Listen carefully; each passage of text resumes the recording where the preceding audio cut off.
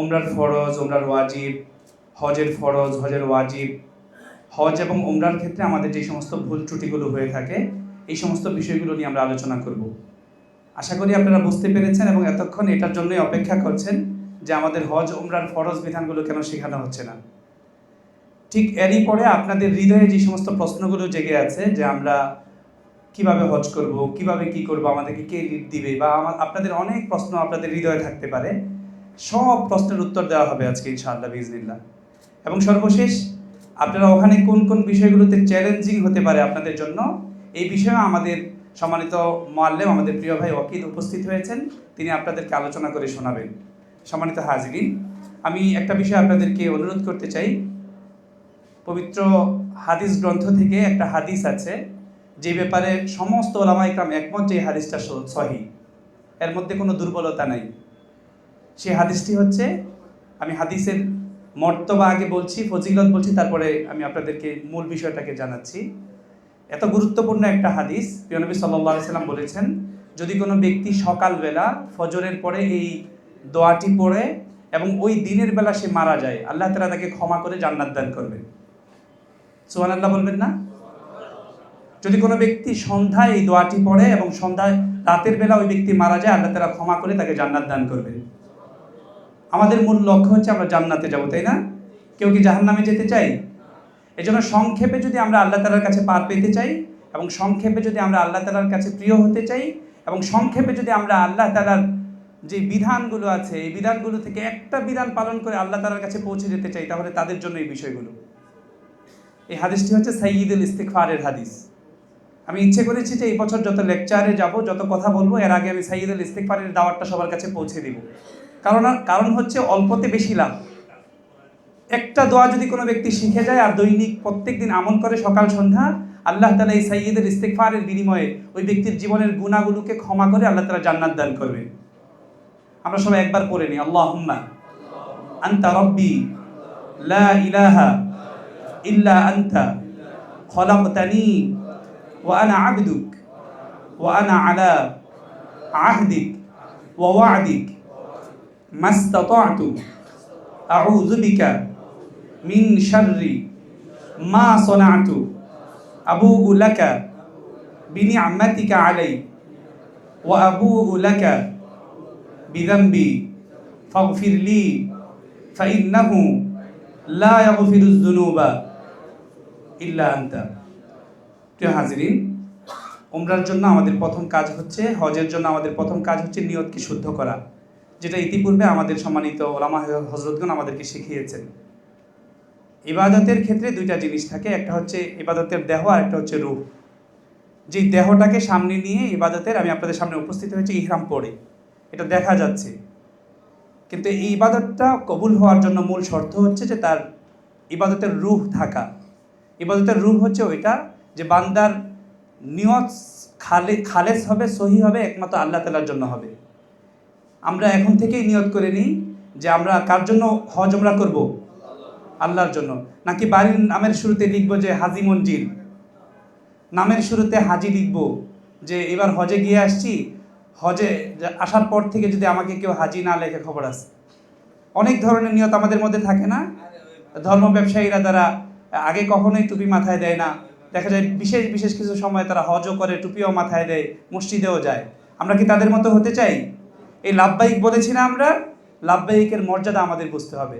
আমরা যে বললাম লাকা ওয়াল মুলক, লাকা ওয়াল মুলকের অর্থ যদি আমি বুঝি, তাহলে আমার কাছে সব কিছু মাটি হয়ে যাবে। এই জমিন যার, হুকুম চলবে কার? আল্লাহ। আমি কিন্তু স্বীকারও করছি লাকা ওয়াল মুলক, কিন্তু আমরা ওখানে যাই লাব্বাইক বলি, লাকা ওয়াল মুলকও বলি, কিন্তু আমরা এসে আবার সেই আগের মতো করে দুনিয়ার মালিক মানুষকে বানায় দিই, ক্ষমতার মালিক জনগণকে বানায় দিই। এগুলো আমাদের শেখা দরকার। এজন্য প্রিয় ভাইয়েরা আমার, আল্লাহর ঘরের মেহমানগণ, আমরা আমাদের ইবাদতের রূহটা যেন আমাদের ভিতরে থাকে সেই বিষয়ে আমরা খেয়াল করবো তো ইনশাআল্লাহ। ইবাদতের রূহ হচ্ছে আল্লাহর ভয় ভেতরে রাখা। ইবাদতের রূহ হচ্ছে যেভাবে ইবাদত করলে আল্লাহ খুশি হবে সেভাবে করা। মক্কা মদিনায় তাওয়াফ করা যায়, সাই করা যায়, এগুলো হচ্ছে ইবাদতের দেহ। কিন্তু তাওয়াফরত অবস্থায় আমি যে আল্লাহর গোলাম, আল্লাহর গোলামি করছি, ওই গোলামের ভাবটা হৃদয়ে নিয়ে আসা, এটা হচ্ছে ইবাদতের রূহ। আমি যে সাফা এবং মারওয়া সাই করছি, এটা কেন করছি? এটা হচ্ছে আল্লাহর হুকুম, আমি যে আল্লাহর হুকুম পালন করছি সেই বিষয়টা আমার হৃদয়ের মধ্যে অনুভব হওয়া, এটা হচ্ছে ইবাদতের রূপ। আর ওই ব্যক্তিই পাবে যে ব্যক্তি ফালা রাফাসা ওয়ালা ফুসুকা ওয়ালা জিদালা ফিল হজ। এই হজ কবুল হওয়ার জন্য এই তিনটা বিষয় আল্লাহ বলে দিয়েছেন। ঝগড়া করা যাবে না, যৌন উত্তেজনামূলক কোনো কথা বলা যাবে না, ওখানে ফিতনা ফাসাদ সৃষ্টি করা যাবে না, অনেকগুলো বিষয় আল্লাহ তাআলা বলে দিয়েছেন। এজন্য আমরা পারবো তো ইনশাআল্লাহ? আমি আমার আলোচনার শুরুতে আমি এই বিষয়টাকে অনুরোধ করছি আপনাদের সবাইকে, আসুন আমরা হজ শিখি। এটা জীবনে একবার ফরজ, আর এটা সবচেয়ে অবহেলিত আমাদের কাছে। মানে হজ মানে হচ্ছে এটা মুআল্লিম করিয়ে দিবে, বিষয়টা এরকম না। হজ মানে হচ্ছে ট্রাভেলসে 4টা জিনিস আপনাকে দিবে, ভিসা দিবে, টিকিট দিবে, হোটেল দিবে, ট্রান্সপোর্ট দিবে। আর আপনাকে সহযোগিতা করার জন্য ওলামা ইকরাম রাখবে, মুআল্লিম। আপনার তওয়াফটা আরেকজন করে দিবে না। আপনার আরাফার ময়দানে পাগলের মতো করে কান্নাকাটি করা আরেকজন করে দিবে না। আপনার তওয়াফের ক্ষেত্রে দিলের মধ্যে যে খুশু থাকা দরকার, এটা আরেকজন করলে আপনার লাভ হবে না। আপনার লাভবাহিকটা আপনাকেই বলতে হবে। এজন্য এই 4টা জিনিস মাত্র আপনাকে দিবে ট্রাভেলস, আর বাকি এই 4টা জিনিসের ব্যবস্থাপনার পরে বাকি যত কাজ আছে সেটা আপনাকে শিখতে হবে, নিজের করতে হবে। এজন্যই তো আল্লাহ রাসূল সাল্লাল্লাহু আলাইহি ওয়াসাল্লাম বলছেন যে এই হজটা কঠিন। আল্লাহ রাসূল সাল্লাল্লাহু আলাইহি ওয়াসাল্লাম দোয়া করছেন যে আল্লাহ আপনি কবুল করেন, সহজ করেন, কবুল করেন। তার মানে কাঠিন্যতা এখানে আছে, ঠিক কিনা? আল্লাহ তাআলা আমাদেরকে বোঝার তৌফিক দান করেন। প্রিয় হাজিরিন, আমরা এখন শিখব হজ এবং ওমরার ফরজ। আমাদের দেশ থেকে আমরা যারা হজে যাই, আমরা হজ 3 প্রকার। কয় প্রকার? একটা ক্লাসের মতো করেই করি। হজ কত প্রকার? 3 প্রকার। আমরা যেই প্রকারটা করব শুধু ওইটা নিয়ে আলোচনা করব। আমাদের বাংলাদেশ থেকে আমরা যারা যাই, আমরা তামাত্তু হজ করি। অবস্থা ঠিক আছে তো? তামাত্তু হজ করি। তামাত্তু হজ কি? যেটা আমরা বাংলাদেশ থেকে ইহরাম পরে যাব, যদি প্রথমে মক্কায় যাই, আর আমরা 6 তারিখে যারা যাচ্ছি সবাই মক্কায় যাচ্ছি ইনশাআল্লাহ, এবং 19 তারিখেও যারা যাচ্ছি আমরা প্রথমে মক্কায় যাচ্ছি ইনশাআল্লাহ। অতএব আমাদের সবার জন্য আমরা ইহরাম পরে মক্কায় যাব, ওখানে গিয়ে আমরা ওমরা করব, ওমরা করে আবার হালাল হয়ে যাব। পরবর্তীতে আবার 7 জিলহজ যখন আমরা মিনায় আসব, তখন আমরা আবার নতুন করে হজের নিয়ত করে তারপরে আমরা হজের ইহরাম পরব। ক্লিয়ার? আচ্ছা, তা আমরা কোন হজ করব? তামাত্তু হজ করব। সবাই বলেন কোন হজ? তামাত্তু হজ। তামাত্তু হজ হচ্ছে যে প্রথমে গিয়ে ওমরা করে হালাল হয়ে যাওয়া, পরবর্তীতে আবার হজের জন্য আলাদাভাবে ইহরাম পরা এবং নিয়ত করা। প্রিয় হাজিরিন, ওমরার ফরজ হচ্ছে 2টা, ওয়াজিব হচ্ছে 2টা। কয়টা? 4টা টোটাল। ওমরার বিধান হচ্ছে মোট 4টা, 2টা ফরজ এবং 2টা ওয়াজিব। আবার বলছি আমি, ওমরার ফরজ কয়টা? ওমরার ফরজ কয়টা? ওয়াজিব কয়টা? 2টা। আর হজের ফরজ হচ্ছে 3টা, ওয়াজিব হচ্ছে 6টা। আবার বলি, হজের ফরজ কয়টা? ওয়াজিব কয়টা? 6টা। আমরা প্রথমে ওমরার ফরজ এবং ওয়াজিব নিয়ে আলোচনা করব, তারপরে হজের ফরজগুলো নিয়ে আলোচনা করব। আপনারা কি বুঝতেছেন আমার কথা? কঠিন হচ্ছে? একটা কথা বারবার হচ্ছে নাকি একবার বলে বলে চলে যাব? আচ্ছা, আমি চেষ্টা করব সময়কে খেয়াল রাখার জন্য ইনশাআল্লাহ। প্রিয় হাজিরিন, ওমরার ফরজের মধ্যে প্রথম ফরজ হচ্ছে ইহরাম বাঁধা। ইহরাম হচ্ছে নিয়ত এবং তালবিয়ার সমন্বয়। আবার বলি, ইহরাম বাঁধা হচ্ছে ফরজ, আর ইহরামটা হচ্ছে নিয়ত এবং তালবিয়ার সমন্বয়। এটাকে যদি ব্যাপকভাবে আমি বলি তাহলে 5টা কাজকে এর সাথে যুক্ত করা যায়। ভালোভাবে গোসল করা, সুযোগ হলে 2 রাকাত নামাজ পড়া, ইহরামের কাপড় পরিধান করা, নিয়ত করা, তারপর তালবিয়া পড়া। মানে 5টা কাজ হতে পারে এখানে। এই 5টা কাজের ক্ষেত্রে প্রথম কাজটা নিয়ে আমি 1 মিনিট সময় নিতে চাই। যে ইহরাম পরার আগে অবশ্যই আমরা সবাই গোসল করব না ইনশাআল্লাহ? গোসল করার ক্ষেত্রে আমরা সাবান ব্যবহার করি, আর এটাই সুন্নাহ যে আমরা সাবান ব্যবহার করে সুন্দরভাবে আমার জীবনের উত্তম গোসলটা আমি করা। কারণ আমি কোথায় যাচ্ছি? আল্লাহর ঘরে যাচ্ছি। আরে আল্লাহকে তো দেখি নাই, আল্লাহর ঘরটা দেখতে যাচ্ছি, তাহলে আমার কেমন সুন্দর গোসল করার দরকার। প্রিয় হাজিরিন, এই গোসলটা আমরা প্রত্যেকেই সুন্দর করে করিও, কিন্তু আমার হৃদয়ের মধ্যে, আমার দেহের মধ্যে আল্লাহ তাআলা এমন একটা টুকরা দিয়েছে, মাংসের টুকরা। হাদিস শরীফের মধ্যে আসছে, যদি এই মাংসের টুকরা মানুষের পবিত্র হয়ে যায়, তার সব কিছু পবিত্র। যদি এই মাংসের টুকরা মানুষের মধ্যে অপবিত্র থাকে, তার সব কিছু অপবিত্র। সেটা হচ্ছে কলব, সেটা হচ্ছে রূহ, সেটা হচ্ছে হৃদয়। এই হৃদয়টাকেও তো পরিষ্কার করার দরকার আছে কি নাই? এই হৃদয় কিভাবে পরিষ্কার করব? এই হৃদয় পরিষ্কারের মাধ্যম ওলামা ইকরাম বলেছেন, হাদিস শরীফ থেকে পাওয়া যায়, আল্লাহ তাআলার বেশি বেশি করে জিকির করা, ইস্তিগফার করা, আল্লাহ তাআলার কাছে ক্ষমা চাওয়া। বান্দা যখন গুনাহ করে তার হৃদয়ের মধ্যে কালি লেগে যায়, দাগ লেগে যায়। এই দাগ মোচন করার জন্য একটাই মাধ্যম, সেটা হচ্ছে আল্লাহ তাআলার কাছে ক্ষমা চাওয়া। এর আরেকটা মাধ্যম হচ্ছে যাকে কষ্ট দিয়েছি তার কাছে ক্ষমা চাওয়া, যে আমাকে কষ্ট দিয়েছে তাকে ক্ষমা করে দেওয়া। তাহলে একটা নতুন জীবন আমরা পাবো। কত মানুষ আমাদেরকে কষ্ট দেয় নেই? আমার ছেলে আমাকে কষ্ট দিয়েছে, আমার অধীনস্থ যারা আছে তারা আমাকে কষ্ট দিয়েছে। আমি যদি চাই যে আল্লাহ আমাকে ক্ষমা করে দিক, তাহলে তাকে ক্ষমা করে দিয়ে, যে আমার ইচ্ছা করে ক্ষমা করে দিতে হবে তাকে। আমার মাকে আমি কষ্ট দিয়েছি, আমার অধীনস্থ যারা আছে তাদেরকে কষ্ট দিয়েছি, তার কাছে ক্ষমা চেয়ে যেতে হবে। তাহলে আল্লাহ তাআলা আমার এই কল্পটাকেও পরিষ্কার করে দিবেন। আমরা গোসলের ক্ষেত্রে দেহ পরিষ্কার করবো সাবান দিয়ে, আর আমার কল্পটাকে পরিষ্কার করবো আল্লাহ তাআলার কাছে তওবা ইস্তিগফারের মাধ্যমে, জিকিরের মাধ্যমে, যাকে কষ্ট দিয়েছি তার কাছে ক্ষমা চাওয়ার মাধ্যমে, এবং যে আমাকে কষ্ট দিয়েছে তাকে ক্ষমা করে দেওয়ার মাধ্যমে। পারবো তো আমরা ইনশাআল্লাহ? তারপরে হচ্ছে আমরা ইহরামের কাপড় পরিধান করব। ইহরামের কাপড় পরিধান করার আগে যদি কোনো ব্যক্তি চায় যে সে মাথায় একটু কোনো কিছু দিবে, বা একটু ক্রিম লাগাবে, ঠোঁটে কিছু দিবে, পায়ে কিছু দিবে, ইহরামের কাপড় পরিধান করার আগে দিতে পারবে, পরে দিবে না। আবার বলছি, গোসল করে বের হয়ে এই সাদা কাপড় গায়ে লাগানোর আগে ইচ্ছে করলে সে লিপ জেল দিতে পারে। ইচ্ছে করলে সে যদি মন চায় যে সে একটু অন্য পারফিউম লাগাবে গায়ের মধ্যে, হালাল পারফিউম সে লাগাতে পারে, কিন্তু ইহরামের কাপড় পরিধানের পরে পারবে না। বুঝতে পেরেছেন আপনারা? প্রথম কাজ আমরা গোসল করলাম, দ্বিতীয় কাজ হলো ইহরামের কাপড় পরবো, সুযোগ হলে 2 রাকাত নামাজ পড়ে নিব। নামাজের মধ্যে আল্লাহ তাআলার কাছে চাবো যে আল্লাহ, আমরা যেভাবে ওমরা করলে আপনি খুশি হবেন সেভাবে করার তৌফিক দেন, আমাদের চলাফেরা আপনি নিরাপদ করে দেন, যেভাবে আমরা আপনার কাছে গেলে আপনাকে ডাকলে আপনি খুশি হবেন, আমি আমার মন ভরে আল্লাহ তাআলার কাছে চাবো। পাবো তো ইনশাআল্লাহ? পবিত্র কোরআনের মধ্যে আছে ইস্তাঈনু বিস-সাবরি ওয়াস-সালাহ, তোমরা ধৈর্য এবং নামাজের মাধ্যমে আল্লাহর কাছে চাও। তো নফল নামাজের মধ্যে আল্লাহ তাআলার কাছে যে কোনো ভাষায় চাওয়া যেতে পারে। এই ক্ষেত্রে ওলামা ইকরামের মত আছে। ওলামা ইকরাম এখানে আছে, কেউ আশা করি যে তিনারাও বলবেন। ফরজ নামাজের ক্ষেত্রে একটা বিধান আছে যে এটা আলাদা, কিন্তু নফল নামাজে আল্লাহ তাআলার কাছে নিজের ভাষায় চাওয়া যায়। তা আমরা আল্লাহর কাছে চাইতে পারবো তো ইনশাআল্লাহ? তারপরে হচ্ছে নিয়ত করা। নিয়তের ক্ষেত্রে কি বলা? নিয়ত আমরা কোন ভাষায় বলবো, এটা আমাদের একটা ভিতরে থাকতে পারে। আমরা যদি কেউ শুদ্ধ ভাষায় আরবি বলতে পারি তাহলে আরবিতে বলবো, নয়তো আল্লাহ সুবহানাহু ওয়া তাআলা পৃথিবীতে যত ভাষা সৃষ্টি করেছেন, আল্লাহ কি প্রত্যেকের ভাষা বুঝেন না? সেই ক্ষেত্রে আমি আমার ফিল যেই ভাষায় আসবে, যেভাবে বললে আমার ফিল আসবে হৃদয়ে যে আল্লাহ, আমি উমরা করার জন্য নিয়ত করেছি, আপনি সহজ করেন, কবুল করেন। এটা আরবিতে বললে যদি কোনো ব্যক্তির ফিল না আসে, সেটা বাংলায় বলে, বাংলায় বলাই তার জন্য উত্তম হবে। তারপরে হচ্ছে গুরুত্বপূর্ণ বিষয় যে তালবিয়া পড়া। প্রিয় ভাইরা আমার, এই তালবিয়াটা শেখা দরকার আমাদের। এটা আমরা যেন শিখে যাই এখান থেকে, এমন যেন না হয় যে তালবিয়াটাও আমি শিখতে পারলাম না।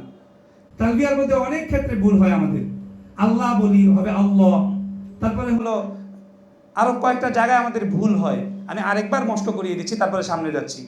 লাব্বাইক আল্লাহুম্মা লাব্বাইক, এটুকু আওয়াজ হলে হবে নাকি? লাব্বাইক আল্লাহুম্মা লাব্বাইক, লাব্বাইক লা শারীকা লাক লাব্বাইক,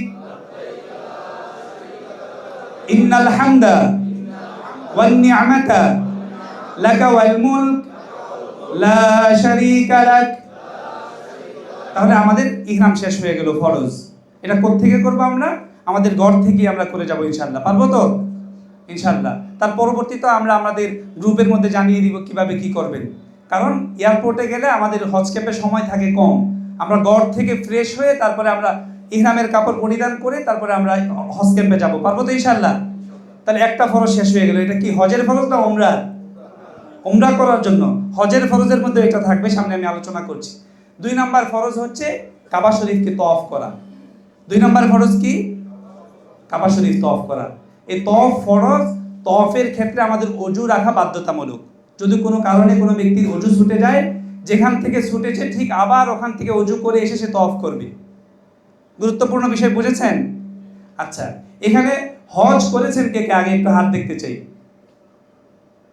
মাশাআল্লাহ, অনেকেই করেছেন। তবে আমি বিশ্বাস করি যে খুব কম ব্যক্তি এখন যে কথাটা বলবো সেই কথাটা জানেন। আবার বলি, অনেকে হজ করেছেন, কিন্তু আমি এখন এমন একটা কথা বলবো যেই বিষয়টা খুব কম ব্যক্তি আছেন হজ করার পরও ভালো করে জানেন না। সেটা কি? সেটা হচ্ছে যে আমরা যখন তওয়াফ শুরু করব হাজরে আসওয়াদ থেকে, কোত্থেকে শুরু করব?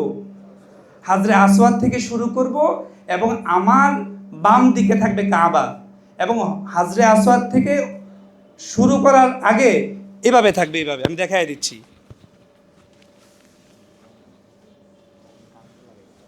এভাবে থাকবে, দেখতে পাচ্ছেন আমাকে? তার মানে আমার ডান কাঁধ খালি থাকবে আর বাম কাঁধ ঢাকা থাকবে। এটা তো সবাই করি আমরা। এটা কিন্তু ঘর থেকে বের হয়েই করবেন না, যখন আমরা তওয়াফ শুরু করব তখন এইভাবে খালি থাকবে। বুঝতে পেরেছেন? 7 তওয়াফ শেষ আবার সুন্দর করে ঢেকে রাখতে হবে। এখন যে কথাটা বলছি আমি, যেটা আমি বলবো, এটাই মূলত বলার জন্য আপনাদেরকে আমি এই সময় নিচ্ছি আধা মিনিট। সেটা হচ্ছে এটা যে তওয়াফরত অবস্থায় শুধুমাত্র হাজরে আসওয়াদ বরাবর আমরা আসলে আমাদের সিনাকে কাবার দিকে ঘুরাবো এবং স্পর্শ করার মতো হাত বুলাবো আমরা দূর থেকে। বিসমিল্লাহি আল্লাহু আকবার বলে শুরু করব। এইভাবে করলে আমার স্পর্শ করার মতো হয় না? দেখতে পাচ্ছেন? এইভাবে করলে যদি স্পর্শ করার মতো এইভাবে করব আমরা। একটা ভুল ধারণা আমাদের মধ্যে আছে যে ওই হাজরে আসওয়াদকে স্পর্শ করেই শুরু করতে হবে। এটা সরাসরি ওখানে গিয়ে না। ওখানে গিয়ে যদি আমরা করতে চাই তাহলে আমাদের কষ্ট হয়ে যাবে, আরেকজনকে কষ্ট দেওয়া হবে, ওখানে যাওয়া পসিবল না, কষ্টকর। এজন্য দূর থেকেও যদি আমরা ইশারায় করি তাহলে আমাদের একই সওয়াব দিবে। সওয়াব দিবে কে? আল্লাহ। আর মহিলারা ভুলেও হাজরে আসওয়াদের পাশে যাওয়া যাবে না। ওখানে গেলে ফরজ তরক হয়, ওখানে গেলে নিজের ব্যক্তিত্ব নষ্ট হবে, ওখানে গেলে ফরজ নষ্ট হয়ে যাবে, পুরুষের সাথে ধাক্কাধাক্কি হয়ে যাবে। আমরা করব না তো ইনশাআল্লাহ। এখন যে বিষয়টা বলবো সেটা হচ্ছে যে এই হাজরে আসওয়াদ বরাবর এসেই শুধু প্রয়োজন হলে আমার সিনাটা কাবার দিকে ঘুরবে, আর বাকি সময় পুরা সময় কাবা আমার বাম দিকে থাকবে। যদি কোনো ব্যক্তি সে এরকম দেখতে দেখতে যাচ্ছে, তার মানে 2-3 কদম যদি সে দেখতে দেখতে কাবাকে সিনাকে সামনের দিকে দিয়ে যায়, তাহলে এই 2-3 কদম তার কাবা তার বাম দিকে থাকলো না, ফরজ তওয়াফটা তার হলো না। বুঝতে পেরেছেন গুরুত্বপূর্ণ বিষয়গুলো? এখন হিসাব মিলিয়ে দেখবেন যে অনেকে এই বিষয়টা শোনেন নাই। এটা কিন্তু খুবই গুরুত্বপূর্ণ বিষয়। এজন্য শুধু হাজরে আসওয়াদ বরাবর এসেই কাবার দিকে আমার সিনা ঘুরবে, আর বাকি ফুল সময় কাবা আমার বাম দিকে থাকবে। এজন্য ওলামা ইকরাম বলেন যে প্রথমে গিয়েই মন খুলে কাবা দেখব, মন খুলে আল্লাহর কাছে ভিক্ষা চাবো, জীবনের যত চাওয়া আছে আল্লাহ তাআলার কাছে চাবো। তারপর থেকে আমরা কাবাকে বাম দিকে রাখবো এবং আমরা আল্লাহ তাআলার কাছে এই কথা বলবো যে আল্লাহ, মৃত্যু পর্যন্ত আপনার এই গোলামি করার তৌফিক আমাদেরকে দান করেন। আমরা যে কাবাকে ঘুরছি, আল্লাহর গোলামি করছি না? আল্লাহকে তখন বলা যে আল্লাহ আপনার গোলাম আমাদেরকে বানান, আল্লাহ আপনার গোলাম আমাদেরকে বানান। যদি কোনো ব্যক্তি আল্লাহর গোলাম হয়ে যায়, ওই ব্যক্তিকে আল্লাহর ইবাদত করবে না? জাকাত দিবে না? সুদ খাবে? ঘুষ খাবে? মানুষকে ঠকাবে? কারণ আল্লাহর গোলাম কখনো আল্লাহর হুকুমের বাহিরে যেতে পারে না। তাহলে দ্বিতীয় নাম্বার ফরজ কি ছিল? কাবা শরীফকে তওয়াফ করা। তওয়াফ স্টার্ট করবো আমরা হাজরে আসওয়াদ থেকে, আবার শেষও হবে হাজরে আসওয়াদ পর্যন্ত এসে। কয়বার করতে হবে? 7 বার। মাঝখানে কি দোয়া পড়বো এটা প্রশ্ন থাকতে পারে।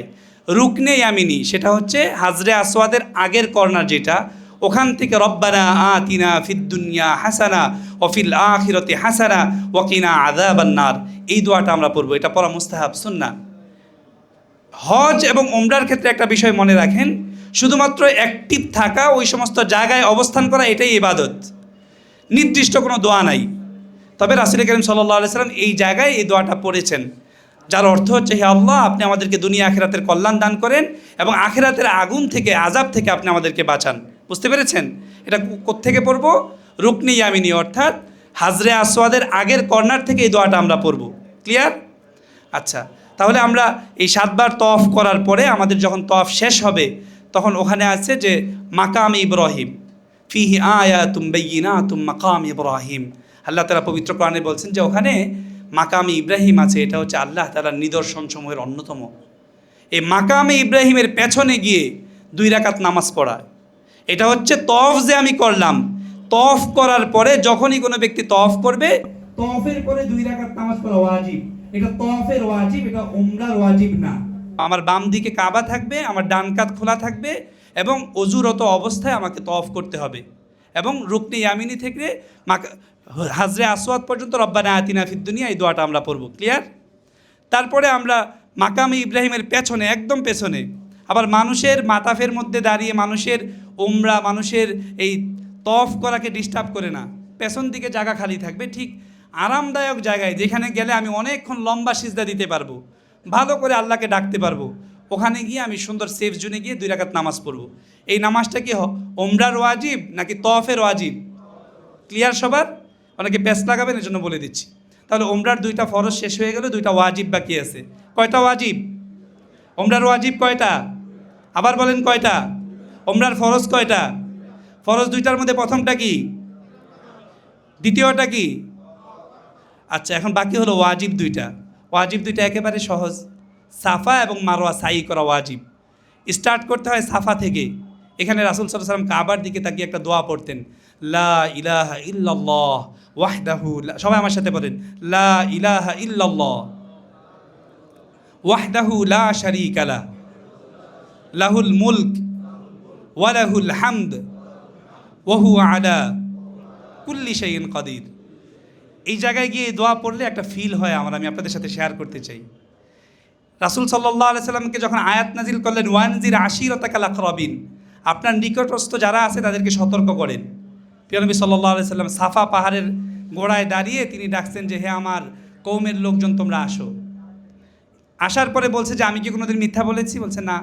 আমি কি কোনোদিন অসত্য কথা বলেছি? বলছে না। আমি তোমাদের কাছে একটা কথা বলতে চাই। একটা কেন, যত ইচ্ছা বলো।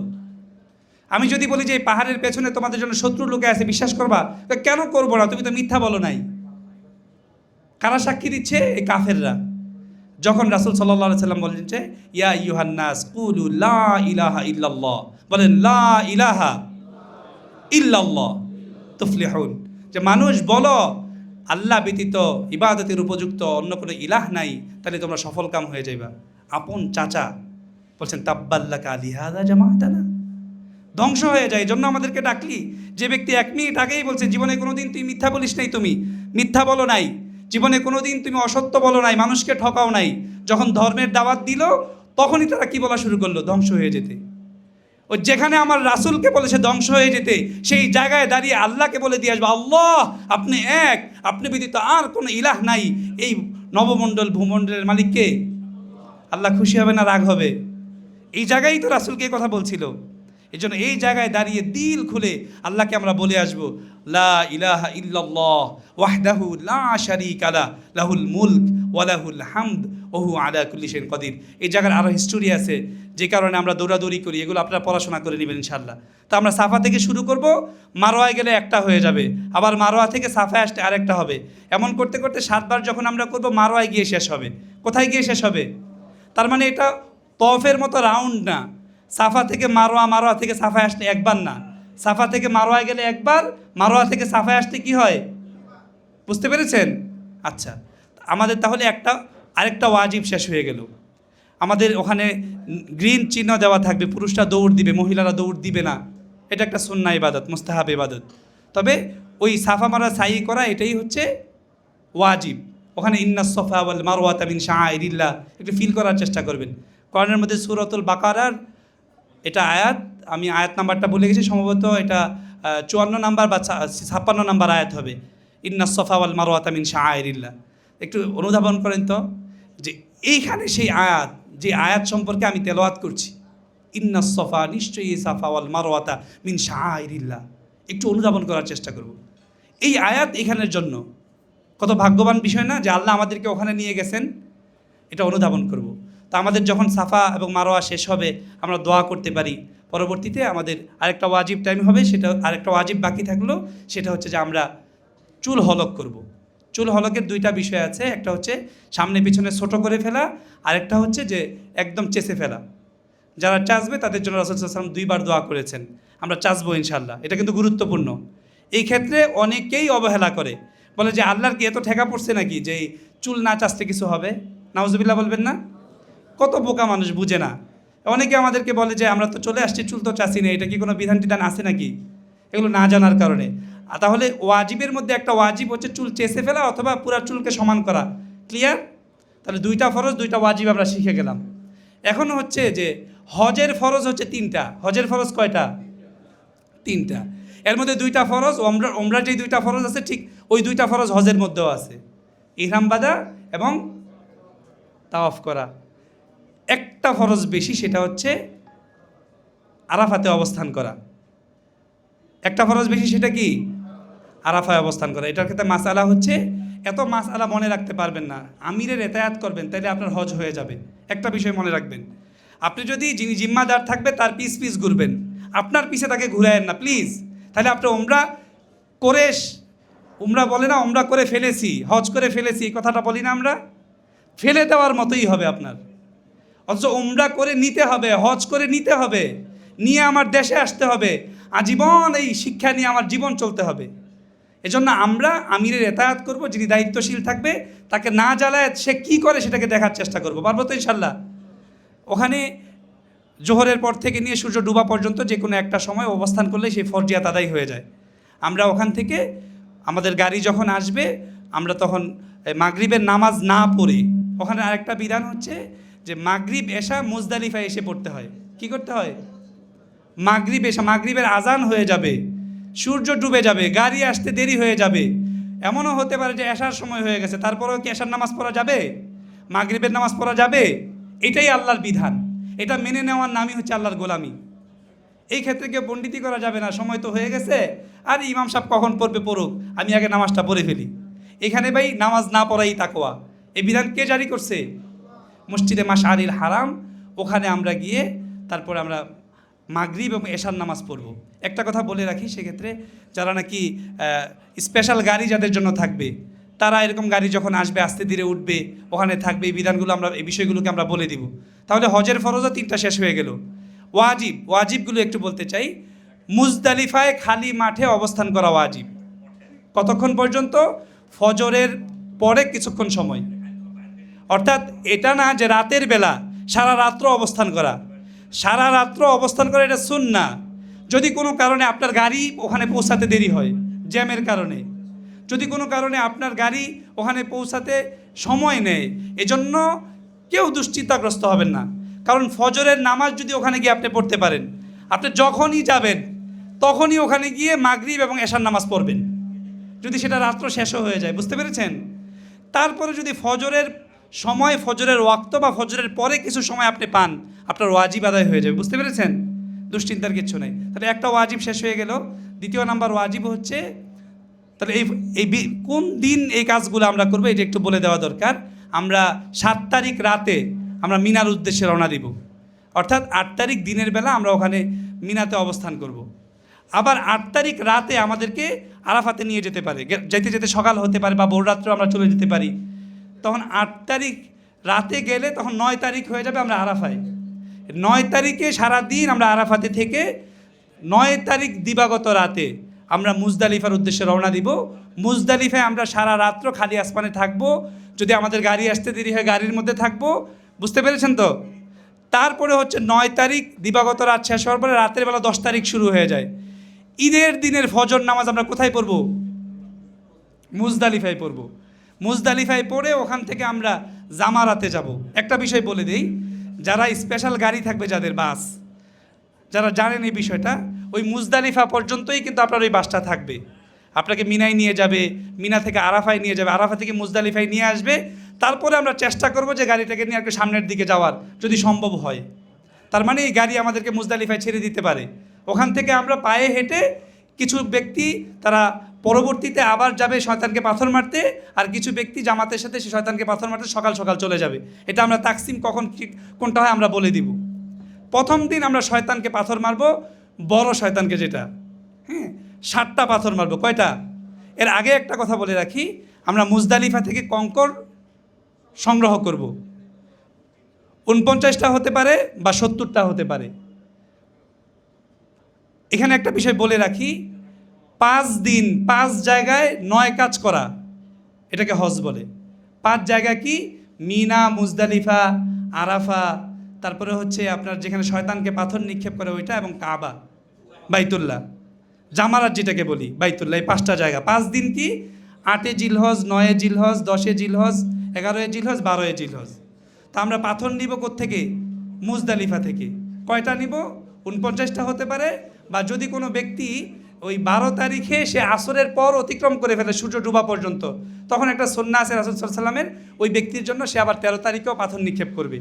এজন্য আমরা আমিরকে এতায়াত করব, উনি আমাদেরকে যেভাবে পরিচালনা করে ওইভাবে আমরা করব। প্রথম দিন বড় শয়তানকে 7টা পাথর মারব। দ্বিতীয় দিন আবার আমরা সূর্য হেলে যাওয়ার পরে আমরা যাব, প্রথম ছোট শয়তানকে 7টা, মেজো শয়তানকে 7টা, বড় শয়তানকে 7টা, কয়টা হলো 21টা। পরের দিন আবার 21টা, তাহলে কয়টা হয় 49টা। এই 49টা যদি 12 তারিখ পর্যন্ত আমরা মিনার মাঠ, মিনার সেই ময়দান আমরা অতিক্রম করে চলে আসি, তাহলে আমরা এই 12 তারিখ পর্যন্ত এই 49টা পাথর আমরা মারব। এখন পাথরের ক্ষেত্রে আমরা কতটুকু বড় পাথর নিব? এই সর্বোচ্চ খেজুরের দানা পরিমাণ হবে, আর ছোট হচ্ছে সোলার মতো। এটা নিয়ে সুন্দর করে ধুয়ে পারফিউম দিয়ে তারপরে ব্যাগে রাখতে হবে। না, কি করতে হবে? শয়তানকে পাথর মারবেন, এটা কি পারফিউম দেওয়া যাবে? ধোয়া যাবে? অনেকে দেখবেন এই ভুলগুলা করবে, আমরা ধুবো না, পারফিউমও দিব না। আবার এখানে বাড়াবাড়িও হয়, কেউ জুতা নিক্ষেপ করে, ছাতি নিক্ষেপ করে। একজনটা দেখি যে এরকম বড় একটা কণা নিয়ে রাখছে, শয়তানরে ইচ্ছা মতো দিমু, মানে বড় কণা দিয়ে সে ইচ্ছা মতো শয়তানরে মারবে। এগুলো বেশি বাড়াবাড়ি ভাই। এটা যদি আমি ওখানে গিয়েও করি, তাহলে নিজের ভেতরের শয়তানকে তো মারতে পারলাম না।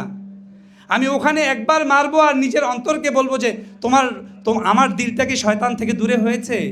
আমি কি শয়তান থেকে দূরে থাকতে পেরেছি? এটা তো সে আমার কলবের বোঝার বিষয়, এটার জন্য আমি বুঝি।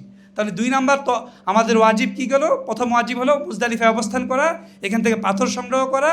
2 নাম্বার বিষয় হচ্ছে যে জামারাতে গিয়ে প্রথম দিন, ঈদের দিনে 10 তারিখে বড় শয়তানকে পাথর নিক্ষেপ করা। ক্লিয়ার?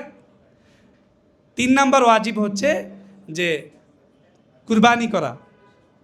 কুরবানি করা এটা আমাদের দেশের মতো কুরবানি না, এটা শুকরিয়া আদায়ের কুরবানি, এটা করা।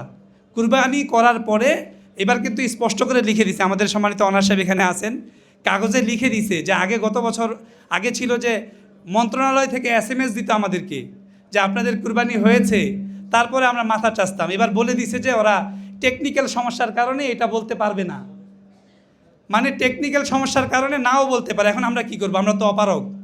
সিস্টেমও এমন করছে যে ও কুরবানির টাকা জমা অলরেডি নিয়ে নিছে, আমাদের হাতে কিচ্ছু নাই। এখন SMS-ও আসে না, আমরা করব কি? এই ব্যাপারে ওলামা ইকরাম, আমাদের বড় ওলামা ইকরামগণ আছেন, আমাদেরকে মাসালা জানিয়ে দিবেন যে আমরা কি করব, আমরা সেটাই মেনে নিব। ঠিক আছে তো ইনশাল্লাহ?